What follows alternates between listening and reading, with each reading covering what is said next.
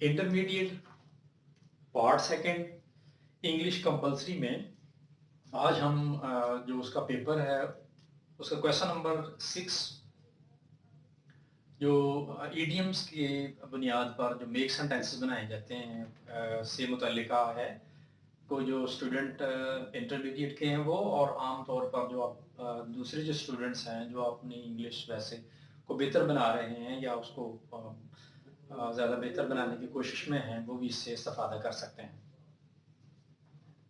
Question number 6 में use any 5 of the following idioms in sentences of your own.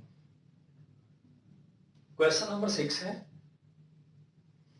Intermediate part second English के paper में ये question number 6 और इसमें 8 idiom paper में आएंगे, उनमें से 5 करने होंगे और हर एक इडियम जो है वो 2 मार्क्स का होगा और ये 10 मार्क्स का क्वेश्चन जो है वो पेपर में आता है और ये कुछ क्रिएटिविटी के साथ ताल्लुक रखता है और कुछ इसमें जो चीज़ें ग्रामेटिकली हैं या जनरल अप्रोच है एक सेंटेंस बनाने की वो भी इसमें शामिल होती है और इसमें कुछ इडियम्स जो यहाँ पर दिए जा रहे हैं उनको मेक सेंटेंसेस के तौर पर देखा जाता है।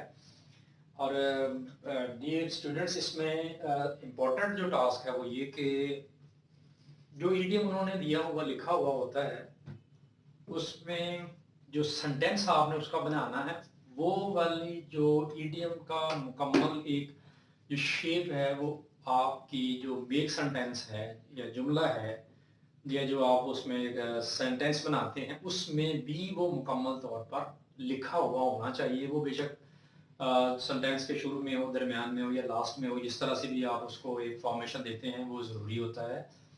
और इस क्वेश्चन के मतलब एक बड़ी इंपॉर्टेंट बात ये है कि जो ग्रामेटिकल पोर्शन होता है सेकंड ईयर में, ग्रामेटिकल पोर्शन में ये वाला जो एरिया आता है जिसमें इडियम के मेक सेंटेंसेस के हवाले से बात होती है, तो ये काफ़ी इडियम्स जो हैं वो स्टूडेंट्स याद भी कर लेते हैं, देखते भी हैं और उसकी जनरल अप्रोच में भी वो चीज़ें शामिल हो जाती हैं। लेकिन कुछ चीज़ें ऐसी हैं कि जो आउट ऑफ सिलेबस भी आ जाती हैं, तो उनको भी टैकल करने का एक जो हुनर है वो स्टूडेंट्स को जो है वो याद होना चाहिए। उसको मीट करने के लिए कोई एक्स्ट्रा एक्टिविटी उनके जहन में होनी चाहिए।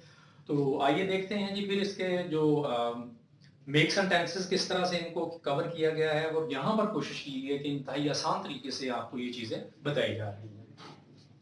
नंबर 1 लिखा हुआ कि बोल्ट फ्रॉम द ब्लू, अचानक मुसीबत। Flood was a bolt from the blue for them, last में फुल स्टॉप है। तो इसमें देखें तो ये इसको was जो एक हेल्पिंग वर्ब के तौर पर आता है, किसी चीज के बारे में डिस्क्राइब करना होता है, वो भी आसान तरीके से बताने की कोशिश की गई है कि flood was a bolt from the blue for them, सैलाब उनके लिए एक अचानक आने वाली मुसीबत था। तो इसमें देखें आपके सब्जेक्ट है, एक उसका वर्ब है, फिर इसके बाद वो आसान तरीके से बताने की कोशिश की गई है और लास्ट में फुल स्टॉप है और शुरू वाला जो भी उसका अल्फाबेट है वो कैपिटलाइज्ड। नंबर 2 पर वह लिखा हुआ कि एन एक्स टू ग्राइंड, जाती मफाद रखना।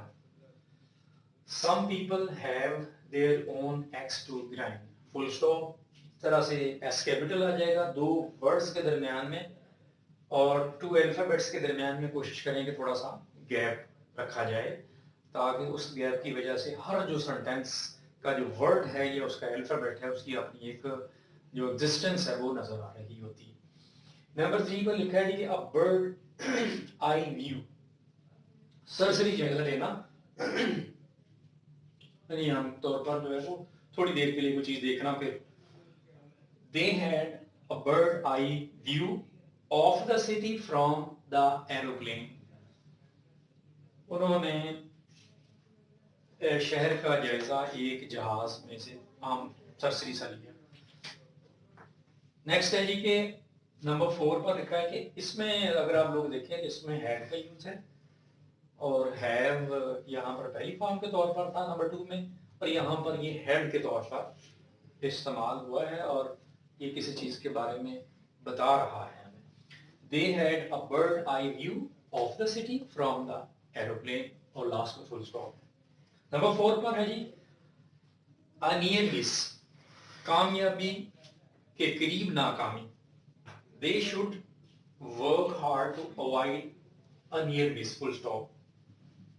ये एक सेंटेंस के तौर पर भी है, और आप देख रहे हैं कि ये जो अनियर मिस है यहाँ ये बाकायदा इसमें यूज भी किया गया है।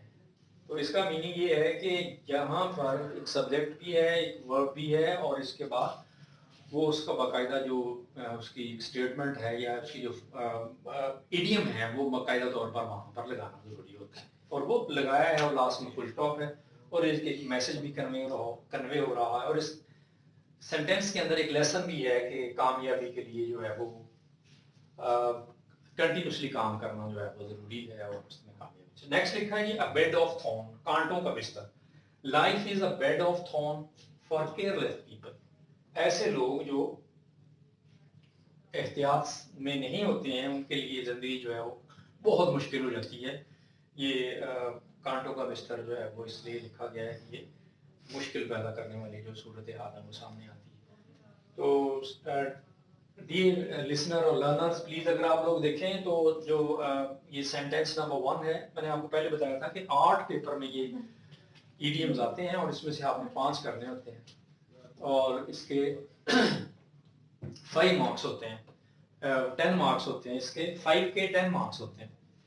और इसी तरह से ये पहला जो है वो इसमें वॉज का यूज किया गया है। नंबर 2 में देखें तो इसमें आपके लिए जो है वो हैव का यूज है। नंबर 3 में हैड है, इसमें शुड के बाद लिखा हुआ है वर्ब, और इसके बाद इज है। और ये इनको आप लोग जो है वो रिवाइज कर सकते हैं, इनको देखा जा सकता है। इसमें अगर आपको कोई इशू आता है तो आप उसको ज़रा बेहतर तौर पर सॉल्व कर सकते हैं। इसके लिए प्रैक्टिस बहुत ज़्यादा ज़रूरी है।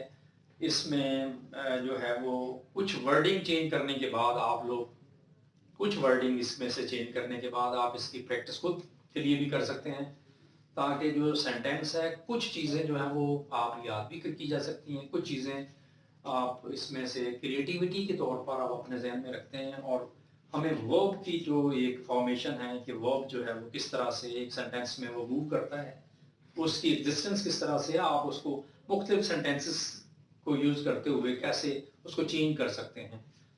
तो उम्मीद है कि आपको ये लेक्चर जो है वो काफ़ी फैसिलिटी पैदा करेगा आपके लिए, और इससे आप इंग्लिश का जो ये लेसन सेकेंड ईयर के हवाले से है उसके लिए, और आमतौर पर जनरली जो इंग्लिश को इन्हेंस करने के लिए स्टूडेंट मौजूद हैं, कुछ लोग अपनी इंग्लिश का जो टेम्पो है उसको बेहतर करने के लिए भी ये बहुत ज़्यादा आपको हेल्प करने वाला है। Thank you very much.